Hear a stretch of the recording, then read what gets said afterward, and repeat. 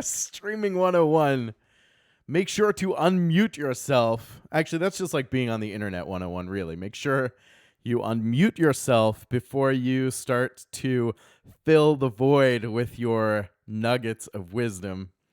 I may have already set the bar too high because wisdom is probably strong. Wisdom's a strong word. There's a lot of things going on today, so welcome first of all to the bar, if you will. This is really just me going way overboard to try and recreate a bar-like experience for the lack of bar in my life right now, and I'd imagine the same is true for most of you, because we're not welcome at our local public houses and taverns these days, my fellows. And the reason is because of a little thing called the COVID-19. Yeah, but I am of the unpopular opinion that I'm trying to enjoy the downtime, I guess. And this is part of it. I love streaming, actually. I've always loved streaming, and I've done it on a number of different occasions over the past few years. And I thought, what a great time, if that can be said, to really kind of reacquaint myself with it, take my time and try to do it right. So I always wanted to have like an IRL component or a leading component to the stream so that I could start out just by chatting with people. And I wanted to increase my reach. I historically have only twitched on stream.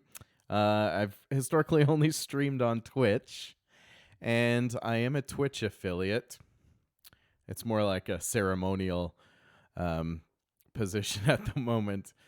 So I wanted to try and make sure that if I was going to stream across multiple platforms, which it looks like I'm doing right now and things are working properly, that I could also monitor chat across multiple platforms. So there are a lot of things happening. There are a lot of bells and whistles right now. I have a number of different monitors kind of up and presumably watching these channels.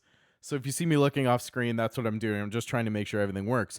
But in the future, I'm going to be focusing on three things primarily. One is something I'm just calling bedtime stories. It's just an hour or so every night for me to get back into my roots of video gaming, because that is one of the first things that I've had to sacrifice in my desperate attempt to adult.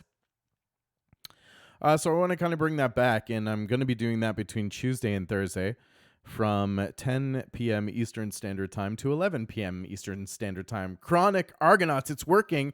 That's awesome, and I can see that it pulled that comment from the Twitters. Welcome, and thank you for jumping in to help me test this out. I really do appreciate it. Yeah, that's really cool. I'm super excited to see that. You're my first multi-stream visitor, I believe, unless some of you are lurking and haven't spoken yet, in which case I encourage you to do so. Say something at me. But yeah, welcome to the bar. So the show that is going to be broadcast is over there on that sign, and that'll be kind of pre-stream. All my socials, of course, up there. I'm at Shambazzle Games everywhere, so follow me if you don't already. I have a hidden Shambazzle Games logo up there, burned into the wood of the bar. And this is supposed to be chat, but as you can tell, it's being a bad guy. Joe, welcome, Joe. Lurking is totes fine. As long as you're here in spirit, the ghost of the party is enough. Good sound quality, looks great, awesome, no lag. It's coming through clean for you, hopefully. That is splendid. Splendiferous. Let me see. I feel like I have some... Where's music? Oh, that's... As I'm doing this, my wife is teaching class via Zoom, so we're probably about to explode the internet. No stutters? Awesome. Schwell. I'm going to also try to bring the stream up on another computer. Whoops, that's the wrong keyboard. Yeah, and just see if I can kind of monitor things as they happen. This is probably a terrible idea, actually, because this is the kind of thing that will force my internet to fire me. But looks like I see Twitch looks good. Well, that's subjective. It's rocking and rolling. YouTube, we're live on YouTube, my first time ever. That's pretty cool, too. And yeah, here goes the Twitter. The Twitters, my home, my first love, and an excitement. Yes, I'm excited. Yeah, sweet. We got action. I don't know how to look at my own thing here, but I guess I'll figure it out eventually. So yeah, I'm gonna be trying to keep to Tuesday, Wednesday, Thursday between 10 and 11 just for video game, just play games for an hour, chat. People come in to chat, hang out. Wednesday is actually going to be my regular community gaming night. So some of you might remember I petitioned the community, like a month ago, because I wanted to run a test group. I had a bunch of really amazing community members jump in and show interest in that. And we've already started. So we've had our session 0. We've had our tech test. We will hopefully be streaming our first session coming up on Wednesday. And we're going to stream it. Whatever happens. It'll be all part of the learning process. Everything is content, and hopefully it will be entertaining one way or the other. But a really great campaign set up, and I'm excited to do that with some of our great community members. Maybe some names that you will recognize.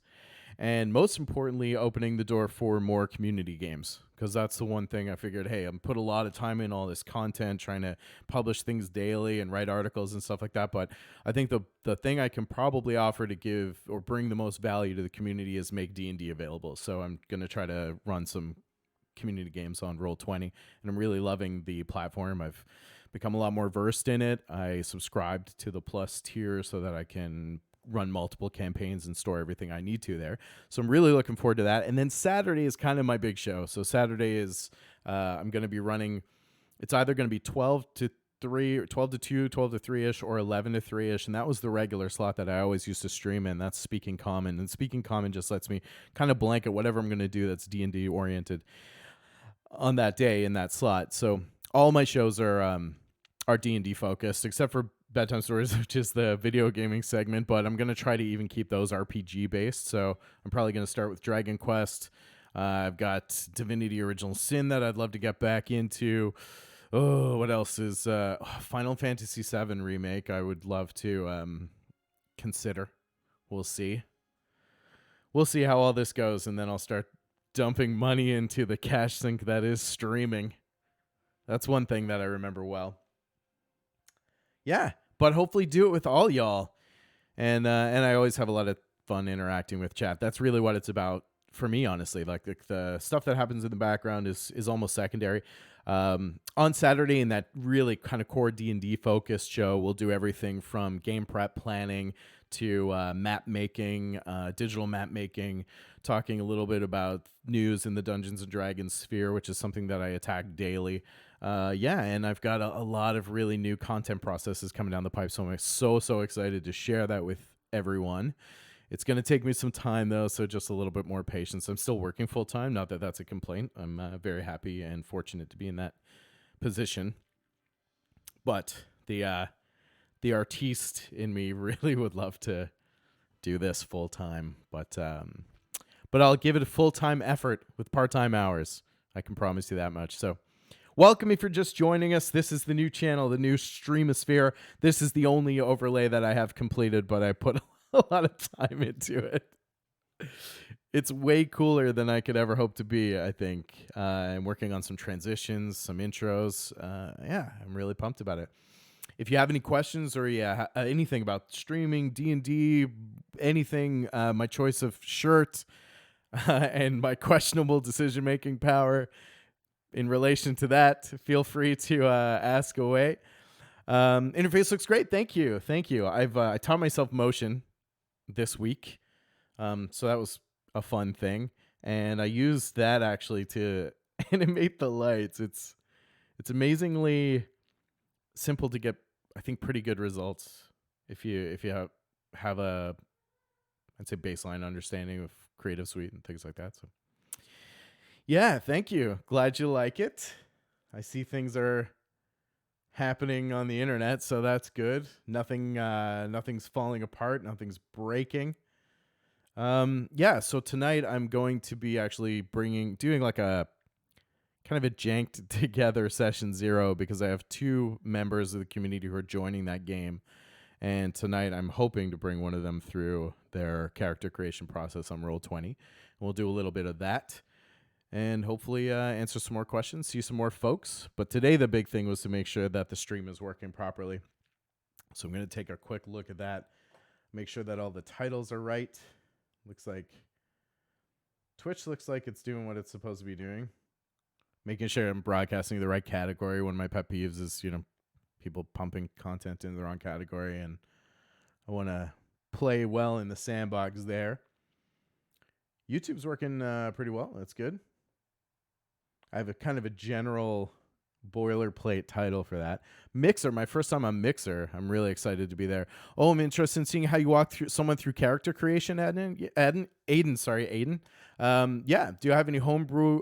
Yeah, I'm looking forward to that too. And it's really great on Roll20. It's fairly easy. Have you ever done that?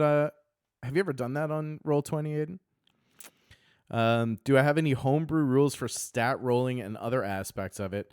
I don't really have homebrew rules for stat rolling, but I typically do stat array just because it gets us a little further along in the process.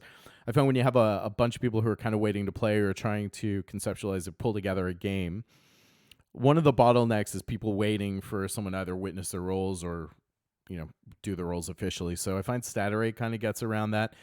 Stat array is a set of ability scores. They're 15, 14, 13, 12, 10, and 8.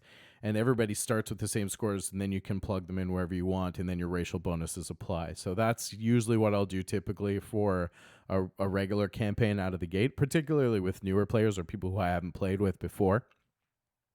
So that's usually my approach to it.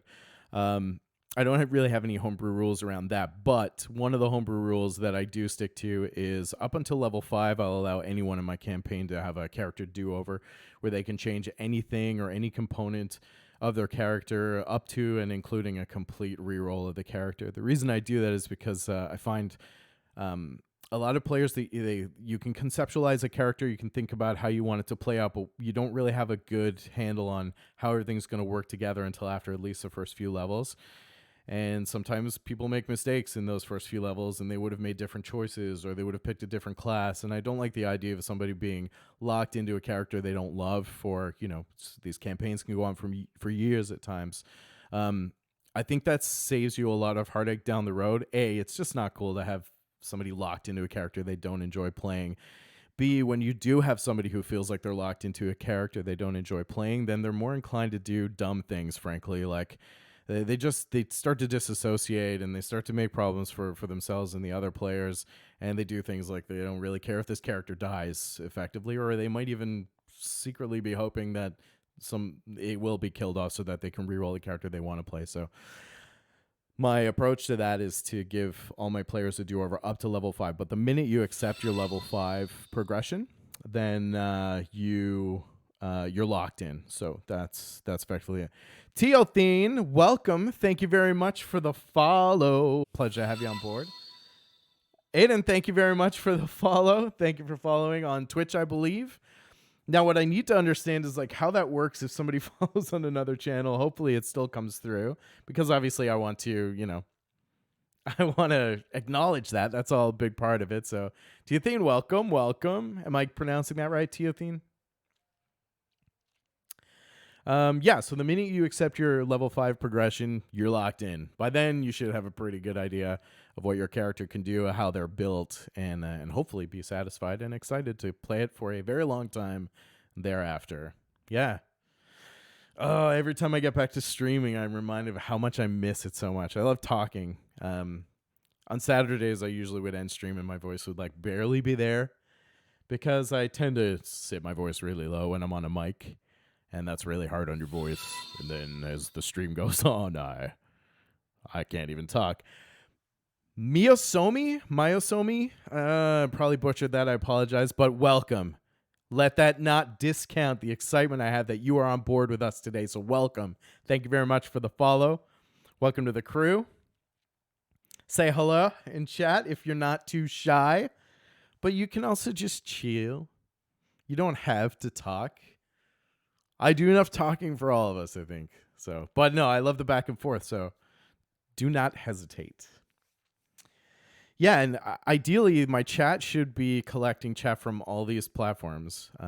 So I'm excited to see that working. It seems like it's working so far. Yeah, this is cool, man. This is cool.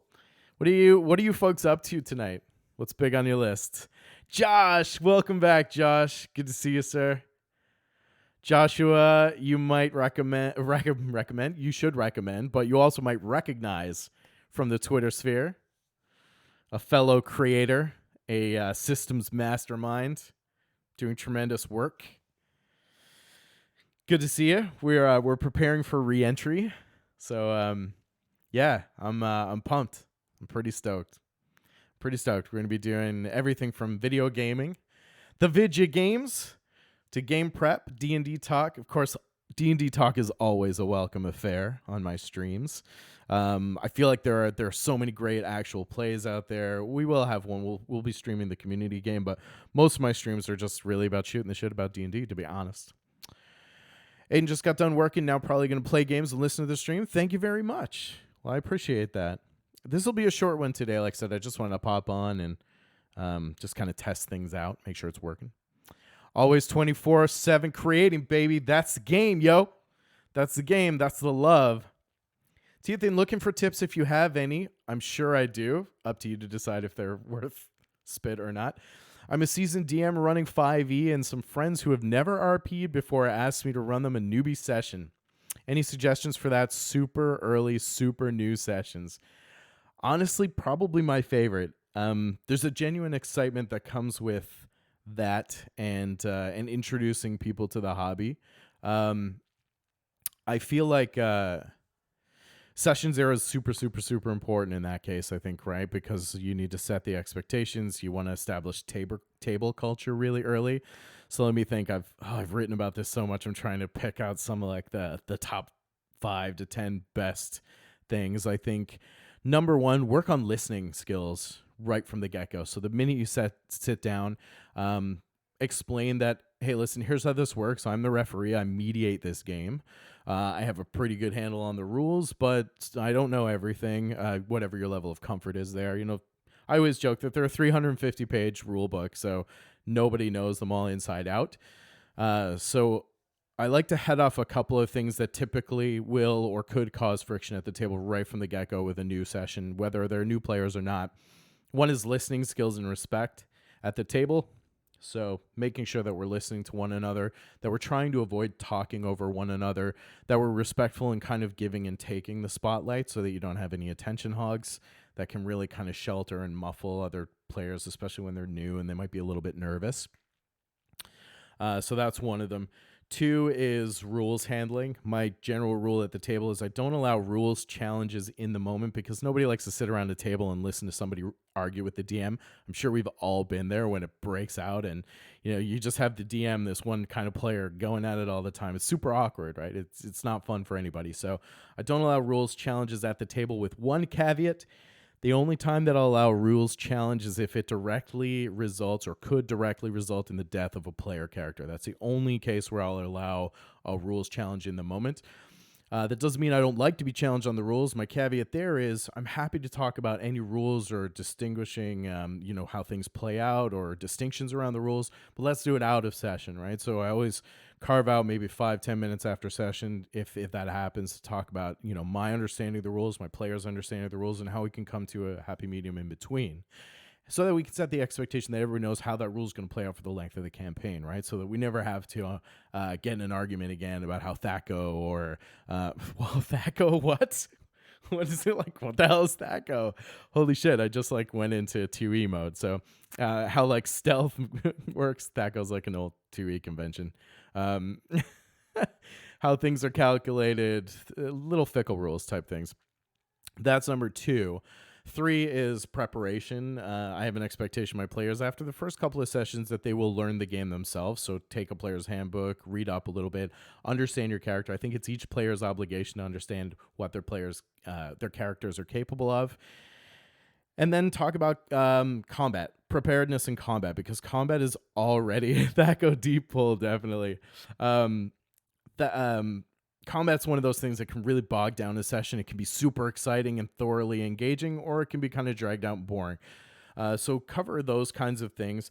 And then walk through the character creation process. My approach to character building in a new session is very simple. I'll ask my players, do you prefer to be up front and in the middle of the action for fighting? Or do you prefer to sit back and kind of view the combat from a safe distance and contribute from there? And based on what their answer is, well, if they want to be in the action, then I ask them, okay, do you see yourself as kind of like a sword swinging, burly type, or do you see yourself as kind of like an agile, nimble, bob and weave type? And I'm starting to get a sense of whether I think they'd be best suited for like a fighter type class or a rogue type class or a monk type class. Or if they say that they want to sit back and preview the combat from a safe distance and get involved that way, then they might be looking at a ranged combatant, whether it's a damage dealer like wizard, archer, or if it's a more support-based character like bard or cleric, depending on the type of cleric. So from there, I'll usually ask them, okay, well, talk to me about some fantasy characters that you like, right? What are some things that inspire you? I'm a huge fan of the Hobbits in Lord of the Rings, or I'm a massive fan of, I loved He-Man growing up, and I always wanted to be He-Man, or I love Ninja Turtles, just something like that. I'm like super dating myself here, by the way. Brief pause. That's all right, though. My peoples are here. No judgment. And then once that's done, I get them thinking about, before we roll any abilities or anything, I get them thinking about what type of character they want to play. So really what I'm doing mechanically, you'll recognize this, is I'm kind of taking them from backstory or background, then into the type of character, the class, and then I'll give them suggestions on race based on the class to help them out and make sure they don't like gimp out their character by choosing a race that maybe doesn't contribute to that class. But in that, always, it doesn't matter. If somebody wants to play a halfling and they also want to be a fighter, then they're a halfling fighter. I don't force them into any way, but I try to kind of guide them through good choices. And then last almost is rolling abilities, or it happens towards the end of that. And it's kind of a backwards approach, but I think it's much more friendly to guide new players or even existing or veteran players, let's say, through the process. So that's a really long-winded answer to you, Thean. Hopefully there's something useful to you in that whole tirade that I just went on. But yeah, I really do enjoy that. And then at the end of every session 0, I always manufacture a little scenario. And I've started doing this recently. It's been really successful, so feel free to steal it.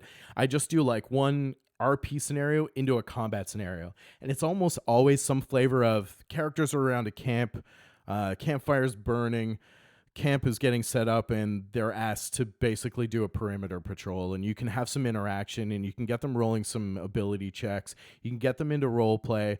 Another thing I introduced in session 0 is that I voice heavily. I love to put on voices, and I love to engage my characters that way. And it may not matter. They might not be comfortable using voices and things like this. So I just want them to know that is something I am invested in. But if they're not comfortable doing it, then they don't have to do it as well. But I do find that... well, when it comes to doing voices and such, that eventually they'll get in there with you, and when they do, they're bit hard, and they love it. I promise you that. So when I'm doing my voices, and I'm going through my little spiel, then they start to get on with it too, and I find the people who weren't really comfortable role-playing or doing voices, then they can't get enough of it. So that's kind of my approach to it. Yeah, those are some of the main things that I go through. At the end, once we do that kind of role play scenario, I'll always go into a quick combat scenario, get them into combat, and that effectively is session 0. Then everything resets. So nothing that we do in session 0 impacts the main campaign that we would then start, of course, in the first session. Was that like enough or way too much information? I'm just kind of shooting from the hip too, so that's kind of how I do it, though, I guess. Let's get caught up on chat here. Yeah, working on vids is a draining grid. Yeah, definitely. Working on videos. Is that what you're doing, Aiden? You're doing some video editing and such? Josh, I run anything fresh for noobs. So I like to push the boundaries at session 0 and session 1 to 5. Yep. Yeah, I love those early few sessions. They're so formative, especially when you get people who are not afraid to interact and take the downtime. Oh, here's another one for you, Tiathi. And I find with newer players, there tends to be a lot of dead air. Like they're kind of waiting for you to dry. Oh, this is a good one. Okay, so pause, collect this. New players need more guidance. They need to be spoon-fed a little bit more. So if you're used to playing a lot and you're used to DMing for veteran players, you're probably used to them jumping in and filling the space. And with my veteran players, they're like, sometimes I can sit back for half an hour and they'll just talk amongst themselves. They'll just go on. And that's a gift. I sit back, I welcome it, and I enjoy it because they're having a blast and I'm just listening to their story evolve. New players, not so much. And what I've found is when I've taken that approach with new players, there's a lot of dead air and they feel awkward asking what they should do, and they don't quite grasp the you can freaking do anything, right? They don't grasp that just yet. So be mindful of that and maybe guide them a little bit, spoon feed them, give them missions with very specific directions. Like like Podroot, the local mayor, wants you to go out and find a dire boar tusk because he needs to grind it down for a poultice to treat his ailing daughter's wounds. I don't know. So something very specific. And then I guarantee you, no matter how much you drill it down, they'll still need to be reminded. So don't hesitate to jump in and say, okay, don't forget, like Podroot is waiting for you to get that boar tusk so that his child doesn't die, I suppose. And hopefully that will inspire them into action. Aiden, what if I really deliver in the world and go light and layer mechanics in as they play hands-on? That's a good point, Josh, too. Another thing to think about, Tiathina, is like start really narrative. Just start with the story. Bring the other stuff in as they get comfortable with it. Don't feel like, one of the biggest things I was most guilty of bringing new players in the game is information overload, like bombard. No matter how much I tried to simplify it, I always wound up just dumping way too much info on them. The best thing you can do is get them into the game fast, too. Don't over-explain. Spend maybe like 20, 25 minutes going through the mechanics of the game. Then get them into it. Get them into playing, and they'll learn and playing. The feedback that I've gotten from new players that I've brought into the game is always invariably, it was good. I liked learning about it, but I didn't really start to get into it until we were playing. So that to me said, okay, if I want to hook people, I want to get them in, I want to get them enjoying it, then I got to get them into the game quickly. So maybe like the first quarter, get into the story of how the game is played, but then like jump right into the doing. That's an important one too. And really want to hear your opinion on the new psionic subclasses. So here's the thing, and I just wrote an article about this. Thanks for the prompt, Ed. And I have a couple of approaches to this. One, I was a little disappointed with the release because it really was just a couple of updates done to psionic subclasses that they had released previously, I think a few months ago. I was excited by the fact that they have at least called out that psionics is a manifestation of the mind rather than external influences like magic and sorcery. So at least they're starting to draw some designation between psionics and magic, which I think is really necessary to do it well. The subclasses themselves, I take a little bit of issue with the fact that they are subclasses, period, because my ideal treatment of psionics in 5e or any edition would be for them to be their own system, and immediately they're saying, hey, they're coming out of the gate saying, hey, psionics are going to be a subclass treatment. And I want psionics. I think they're really special and cool, but I don't want it to just be a subclass option. I want like I think like the psionic or whatever they call it needs to be its own class, and the subclasses of psionic should be variations of how psionic powers manifest, not like a fighter who can do like a psionic type subclass. And I'm hoping that the fact that they're still releasing updates to the playtest material in a playtest format at least tells me that they haven't really landed on it yet. So I think they're still kind of trying to figure out what the best mix is, and I really hope they listen to the resounding feedback from the community, because I think collectively players are really clear on how they want psionics handled. And that usually comes from people who've experienced earlier editions of D&D, because psionics, if 5e is your first time playing, love you for it, by the way, but you probably haven't really experienced psionics yet. So new players probably aren't thinking about psionics right now. Most of the people who are really pining for and analyzing psionics are people who've had some kind of history with it, either in 2e or 4e. So I think it's cool that they're going there. I think it's cooler that they're taking their time.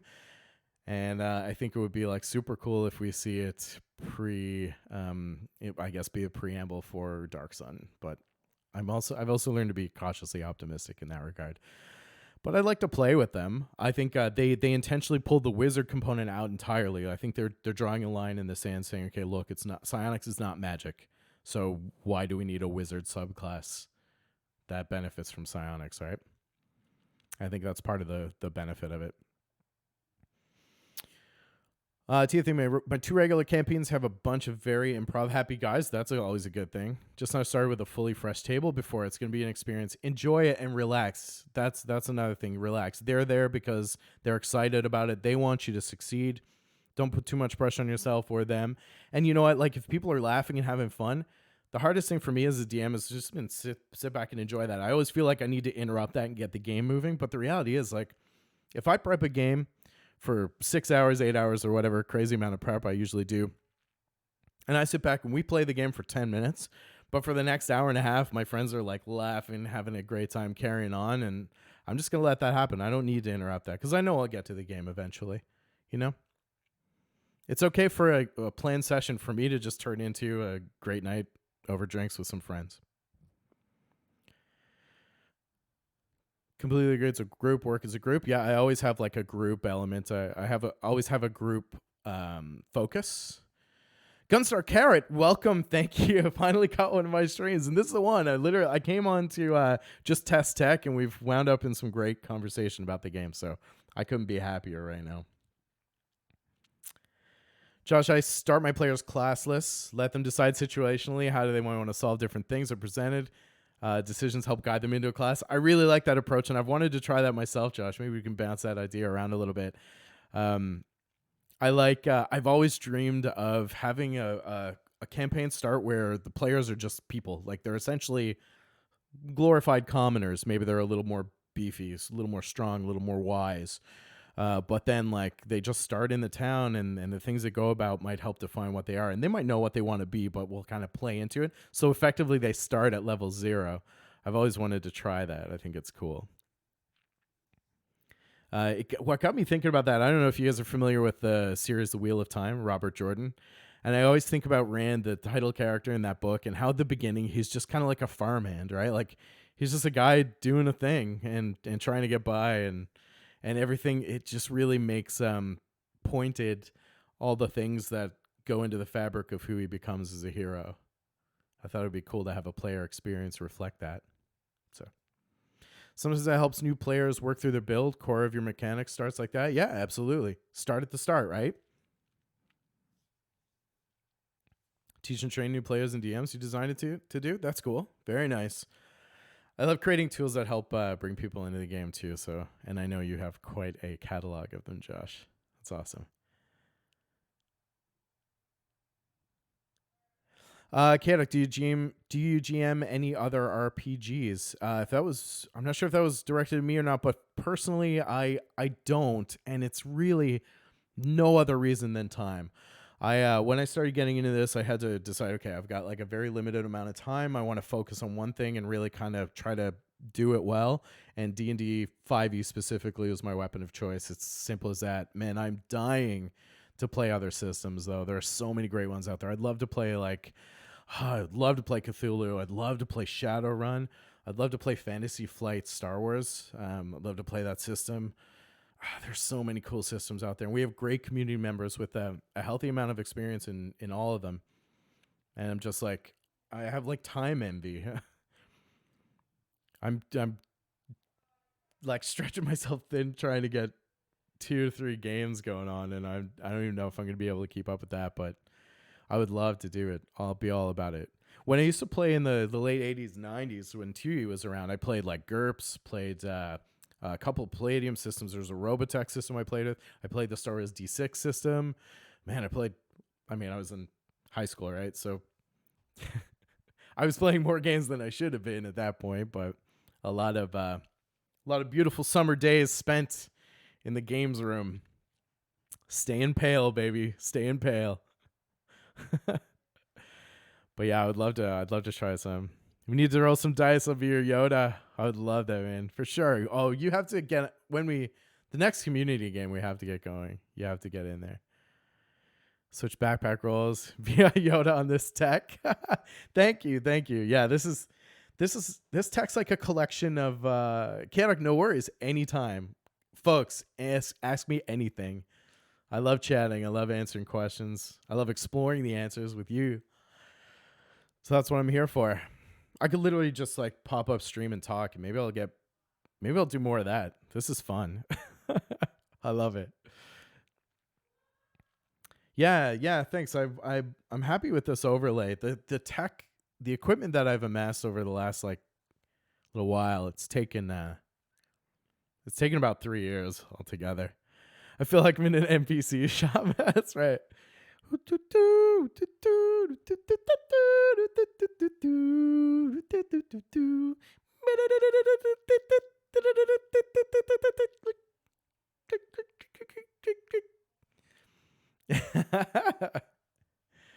Maybe you would like this spotted egg, 200 gold. Like, what the hell do I want that for? You won't know until the game is 80% complete. And you probably didn't buy it. You want the good stuff. Okay. I do have some Canadian healing herbs that might be of interest here. Breakfast, yes. You know, old RPGs too, you could totally do that. You could get something that's super important and you'll need it at the end of the game, but you can also like break it. It would be like break egg. And you could do that, and the only thing that serves to do is screw you over at the end of the game. Zelda. Like, thanks, guys. Cool. Cool. Yep. I'm going to break this egg, and then in 2 months, I'm going to take a sledgehammer to my Nintendo Entertainment System. Speaking of Nintendo Entertainment Systems, I am an idiot, and I sat on buying a Switch for so long, and I don't know why. I just never did. I always got like, I want a Switch, and every time I was in a position to buy one, I was like, do I really need this? And I'd talk myself out of it. And now, for the love of God, I swear to God, I would kill for a Switch, and you cannot find one anywhere. I cannot buy a Nintendo Switch. And maybe it's that whole premise of not being able to get one that makes me absolutely desperate for one. It's silly. But I can't find a Switch to buy. Well, not for less than like $1,300, which is ridiculous. I refuse to pay into that bullshit economy, and you should as well. Don't feed these like bot farmers and asshats who are just scraping websites and then reselling shit at brutally marked up prices. It's silly. I'm going to try and do something here. I've got this chat board is supposed to be feeding all the great things that you folks are saying, but it's not pulling properly. As you can see, it looks like somebody just basically shat on my chalkboard. So hype scam, yeah, no way, let them sit on it. Yeah, I would love to hear about some asshat sitting on like 200 switches that he went broke on, or she went broke on, and can't unload because they screwed themselves over trying to screw other people over. Because that's karma, mofuka. That's karma, my friend. And karma's coming for you. Not you, folks. Not us. We're the good ones. All right, let's see if we can get something done about this her chat situation. There's one way I can get it in from Streamlabs, but I'm not sure if Streamlabs will also collect chat from the multiple streams. Josh, have a great evening. It's evening for you, I believe, at work. Stay safe. Keep your head up because we need you back here. We'll look forward to seeing you soon, my friend. Thank you. Be safe.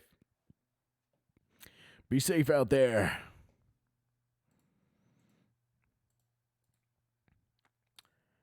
Hey, there we go. So that came up. That came up nicely. Yeah, let's see you soon. All right, let me see if I'm going to rotate this a little bit. We're working on the chat board right here. I should be pointing at it in my virtual tavern. This is how desperate I am for a beer in a pub, man. I had to create one in Photoshop. I'll tell you this, though. The drinks will not be virtual. The drinks will be very much real, my friends. Very much real. There we go. Okay.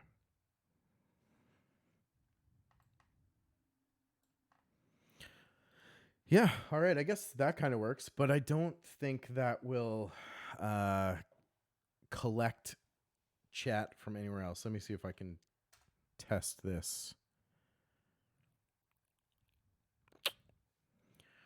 I need to send a test message from another platform. How about Mixer? Let's test Mixer. ! Nope, that was the wrong keyboard. That's the wrong keyboard. This is a problem when you're running a stream that spans 4 platforms because I forget what keyboard belongs to what computer. Here we go. Mixer. Mixer test. 1, 2, 3 exclamation marks.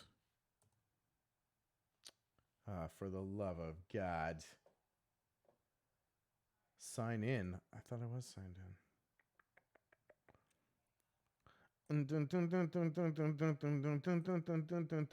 Anybody here do the TikToks? Anyone here on the ticket and the talking?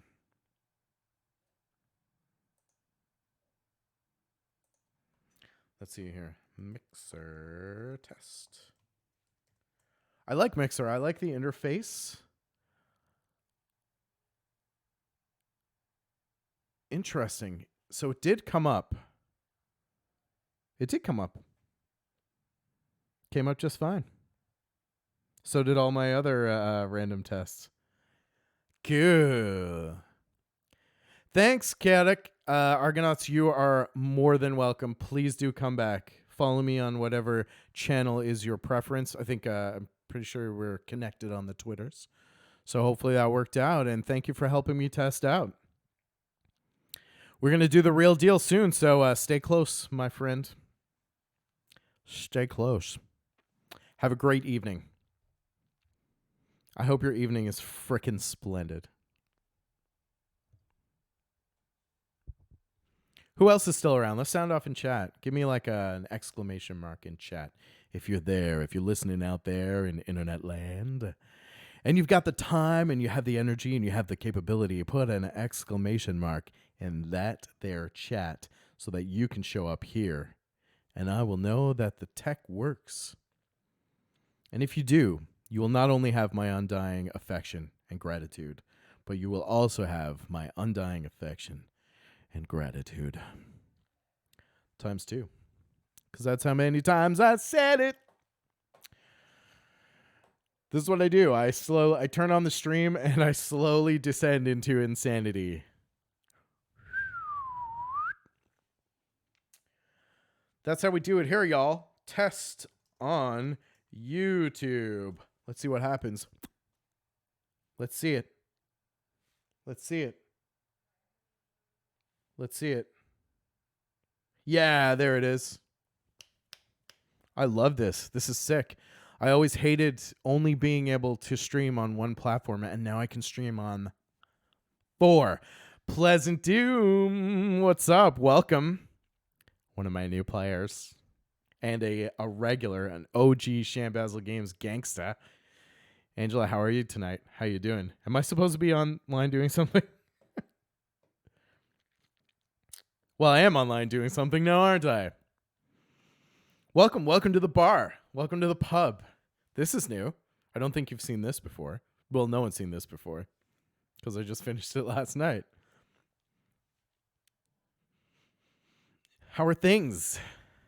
I'm excited to get started. This is the setup.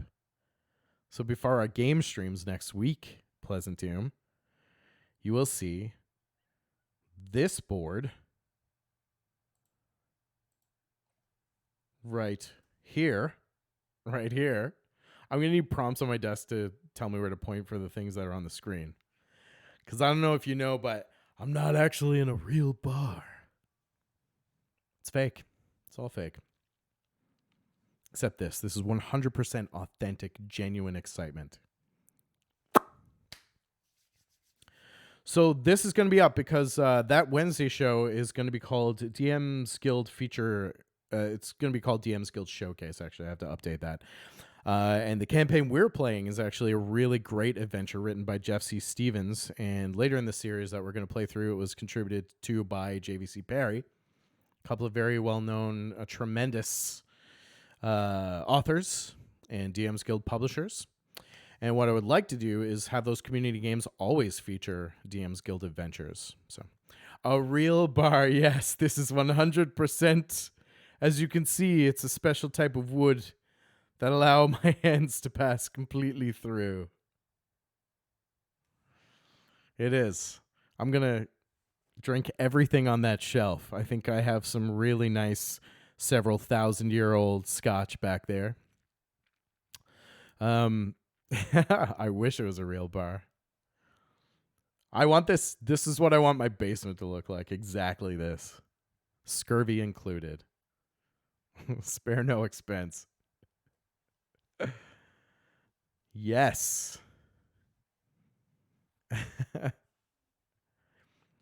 But I would.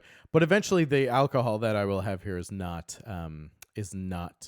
fake. That will be very real. Your connection is slow. What's going on? Is it giving you a hard time? Is it buffering? Is it like choppy?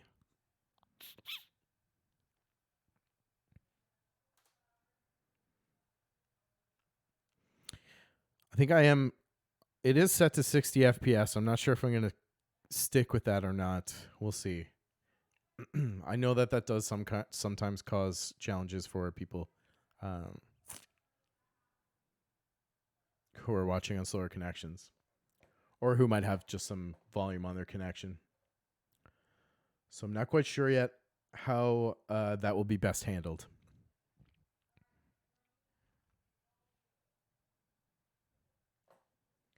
It's a constant balance between the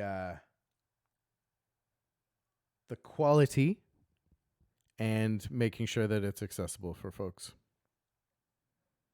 so that everyone has a positive Shambazzle Games experience.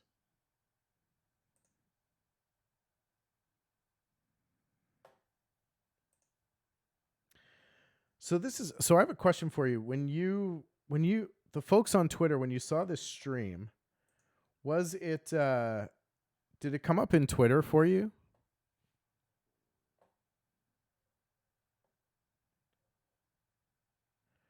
And how did you find it?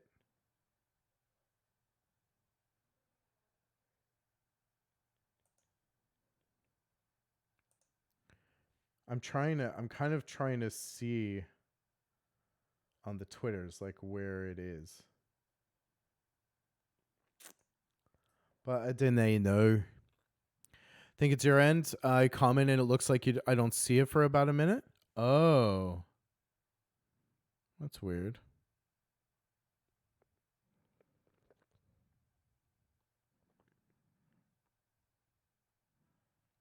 Or are you? That might be a comment on how maybe I'm a little slow on paying attention to chat too. But I don't know.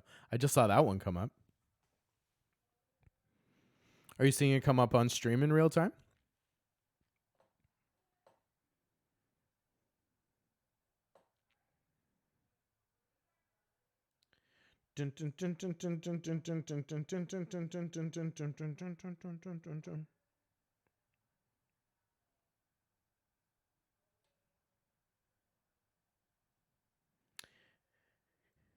Yeah, this is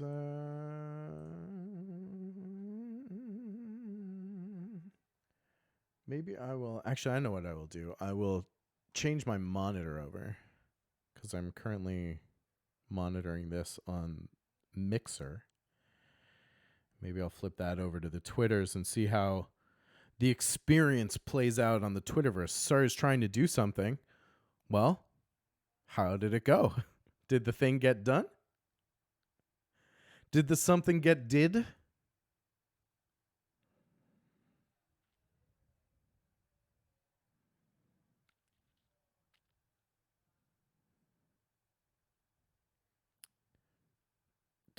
I feel like Twitter's always experimenting with shit and very rarely well.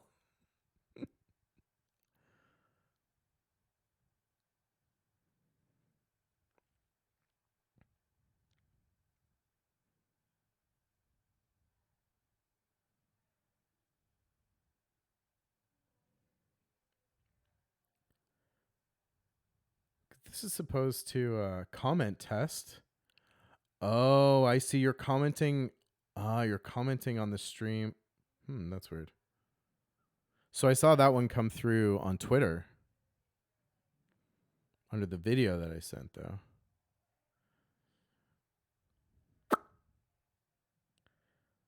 That's weird because yesterday when I streamed that test, it just came right through on Twitter and it gave me like a.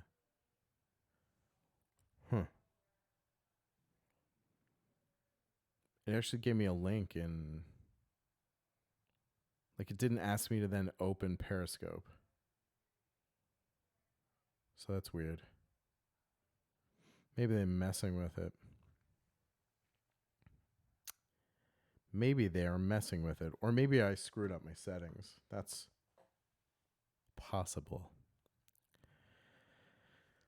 That is possible.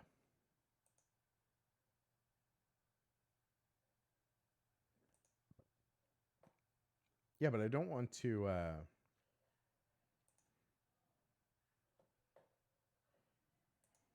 don't want to stream through Periscope. I want to stream natively to Twitter.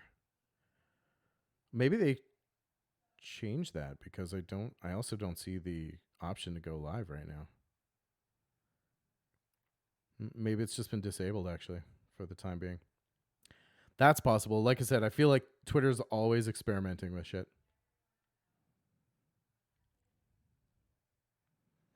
Oh well.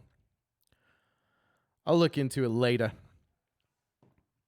Because messing around with technology doesn't make for great entertainment. You know what I'm saying? Might have just seen the test. Oh, yeah. I think, yeah, because I saw your comment on the video that I published pre-stream that I said I was about to stream.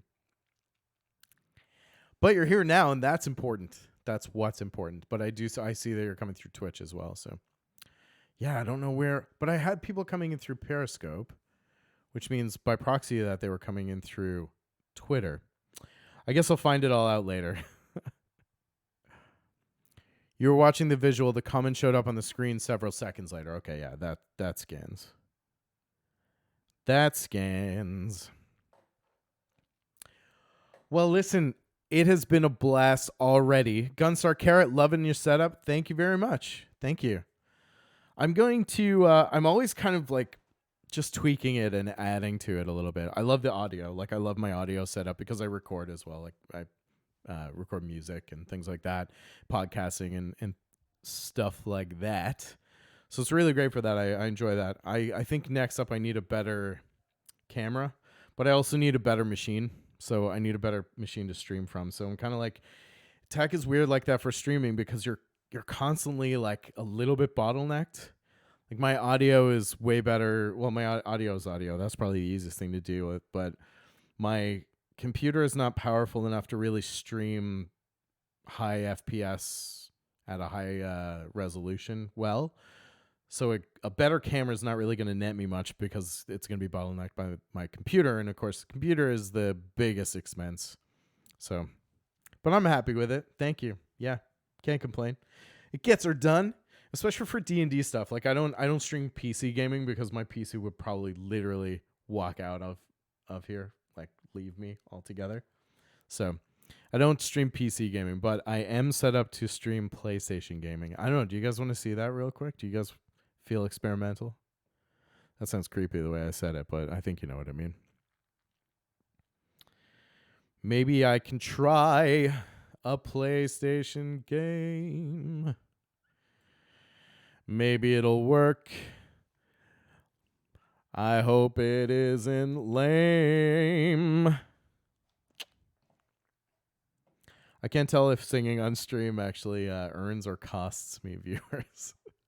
But I'm going to do it because I enjoy it. It makes me feel good. Let's see. I also don't really know what my PS4 screen looks like or how that's set up. Let's find out. You know, experiments are good, Angela. I agree. Let's see how this plays out. First of all, a moment from my Stinger splash screen. So here we are in the starting screen of my PlayStation. You may have seen it before. I think what I have to do, there is something I have to do here though, because I have to pull this audio through an adapter. Dun, dun, dun, dun, dun, dun, dun, dun. Where's my frickin' thing? Where the frick is my frickin' thing? Sorry, give me a sec, folks. I will get this sorted out. You don't worry. Here we go. Here you are. See this funky little thing right here? Well, that goes into my PlayStation controller. And the other one goes into my ears. Here we go. Yoink. Okay, we're going to do this. Here. Now, I have no monitor, so I can't watch the stream. So you have to tell me if it sucks or not. Not my game playing, because that is a lock. Tell me if the quality suffers. So hopefully y'all can see this, and hopefully that's nice and smooth. I have to say, though, if I can pat myself on the back, that transition was like butter. Smooth as hell. So I was testing this. Whoops, let's kick the crap out of my desk. Speaking of setup, watch while I trash it. I've got a few things on here to do, but this one's pretty well ready. So let me just see. Yeah, it looks good. Volume's good. Let's start it up, shall we? Thank you, Pleasant. I appreciate you watching my back. So hopefully this won't cause things to capsize and shite. But let's see. I'll be quiet now so we can enjoy the opening sequence. Have any of you ever played Dragon Quest? Have you ever seen this game? I love it. It's the animation style is super cool, but I'll be quiet so you can watch the goodness.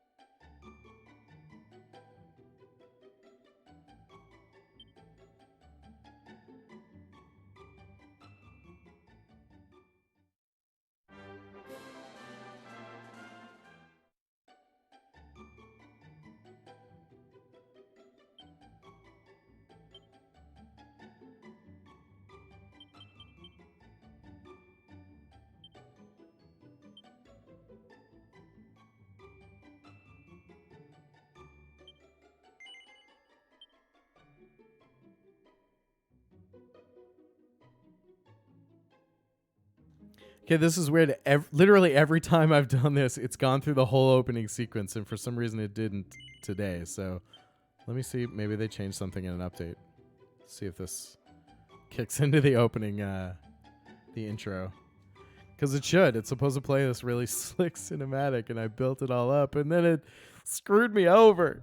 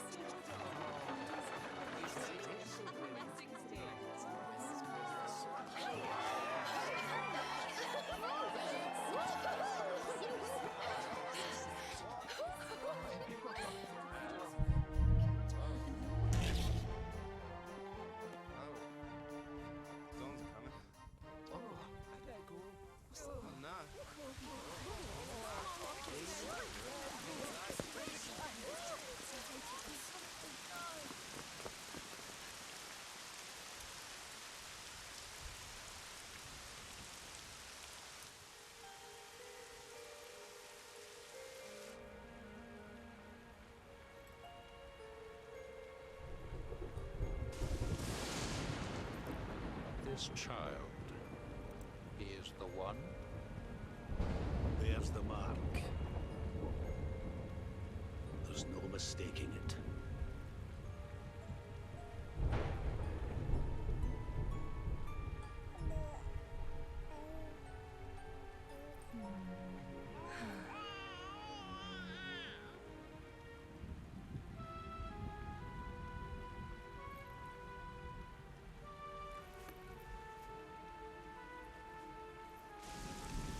Cute penguin owl ghost is evil. I don't know. I hope not. Can cute things be evil? Or are the most evil things also cute?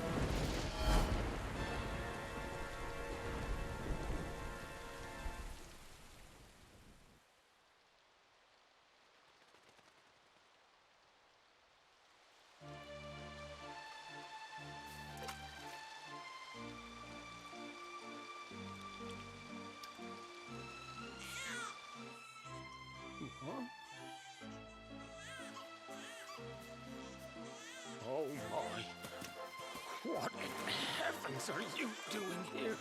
And after that awful storm, too. However did you survive? Oh, you're a jolly one. What's this? Oh, you poor thing. Come here.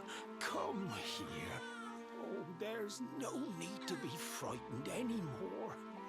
You're safe now, little fellow.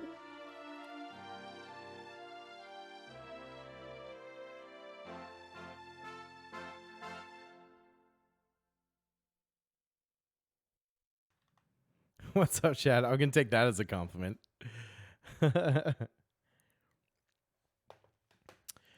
Yes. No. If I did, I wouldn't be able to do this right now. That's for sure.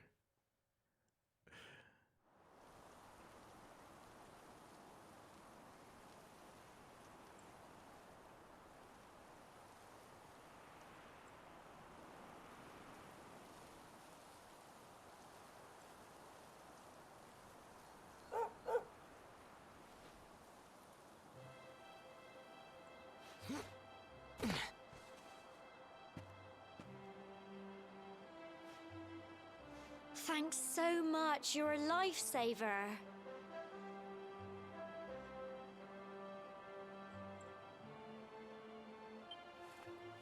Yes, we are testing transitions and testing new tech. You missed the first. I'm gonna tell you right now. I've got one rule of this go streaming. It's strictly positivity. I can't handle harsh nothing. But we did we did a lot of D&D talk, a little DM talk for the first hour and a half. Just setting up the new stream, new multi-platform streaming, going well so far. Going well. And I am going to be doing some Vidya gaming as well, some PS4 based Vidya gaming. So I am running tests on that right now through the intro, and then I'm going to wrap it up for the eve. So just keeping it chill. That's it. Come on.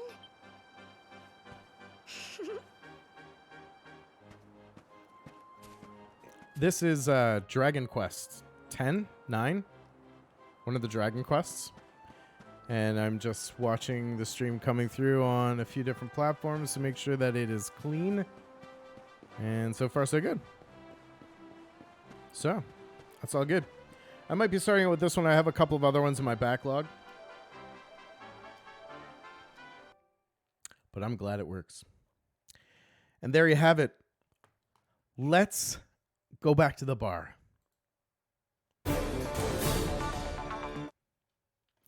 So, this is the tavern. So broke down and bought an Elgato using the old Apple for it. No, I've had the Elgato for a while, for a long time. All the gaming streaming I've done has been through the Elgato, and I got a 60S about a year ago, I guess. Nice. That all worked out pleasant. All good. Sweet, sweet, sweet. Yeah, I'm glad that that went smoothly, and everything looks good on the monitors too. So, yeah, no, just kind of taking my time, building it out, testing things, make sure they work properly. So it's good. So I've got PS4 gaming all sorted out. We have this like chat thing I could do all day anyway, so this is fine as well. Building out new overlays, new scenes. I'm going to be doing video gaming between 10 and 11 p.m. Eastern Standard Time from Tuesday to Thursday. Wednesday we have community D&D, so I'm going to be streaming a Roll20 game that I'm playing. And Saturday I'm getting back to the regular D&D show, so I'm just calling it Speaking Common, and that's the one that with the tag that you see underneath. So that's just the general Dungeons and Dragons news, game chat, DM chat, all that kind of stuff too. So we'll be doing lots of that, and that's going to be everything from like game prep to map making to whatever we can think of. Yeah, I'm excited. As you guys know, I have been in and out of the streaming, but I always keep coming back to it because I freaking love it. And the difference is this time I got buy-in for my schedule, so I'm excited for that. Elgato can be picky when switching things for some in OBS. Yeah, I haven't had any issues with it yet. There was I used to have to work around it a lot. They've updated everything that I needed to make it work, I guess. But I used to have to open the Elgato game capture software and then capture that display. It was super janky into OBS, but now it's feeding straight into OBS and it's all good. I just needed that patch cable for audio. So, but it wasn't really turnkey for sure. It took a lot of finagling. Yeah, that's what you meant.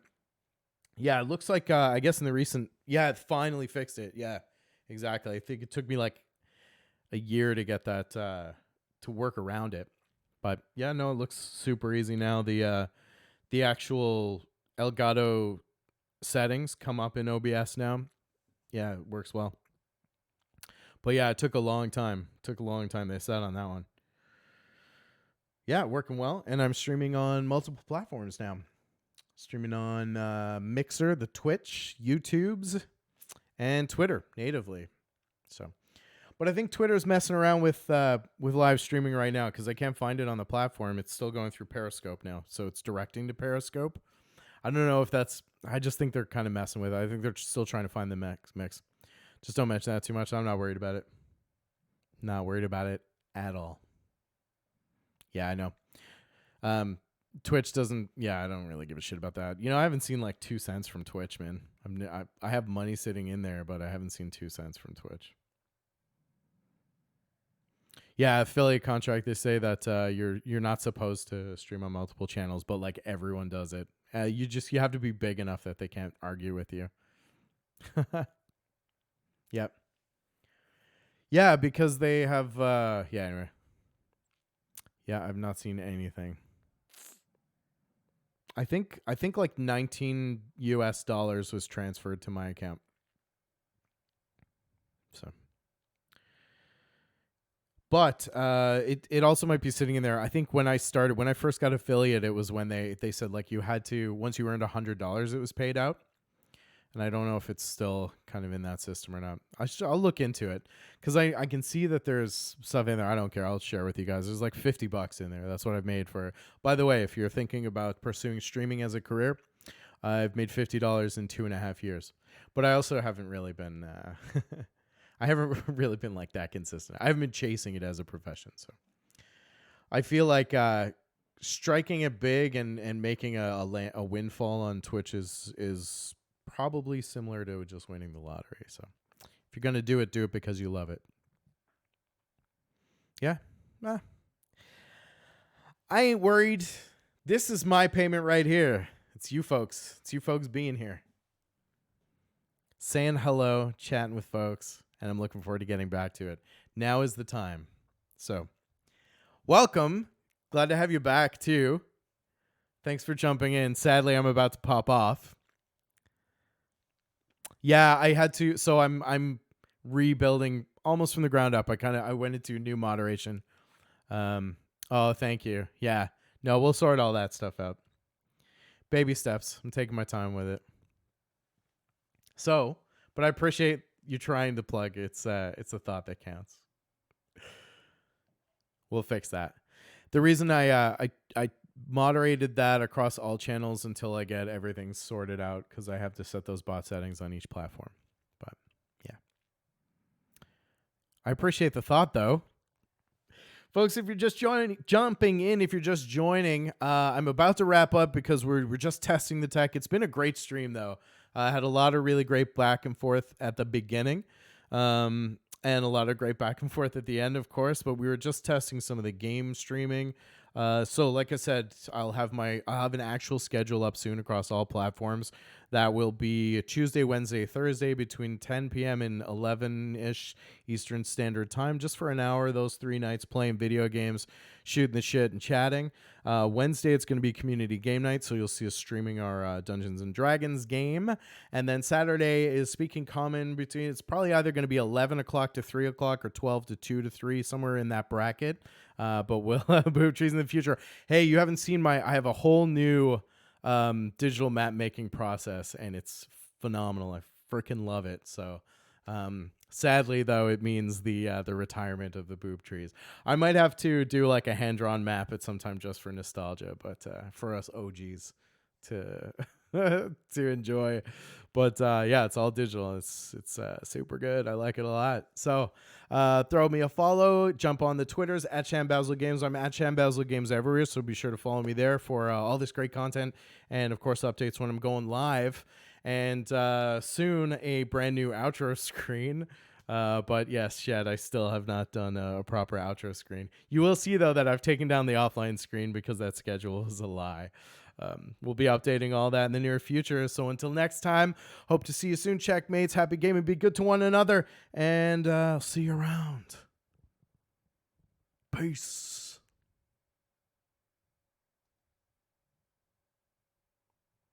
Peace now. Salute!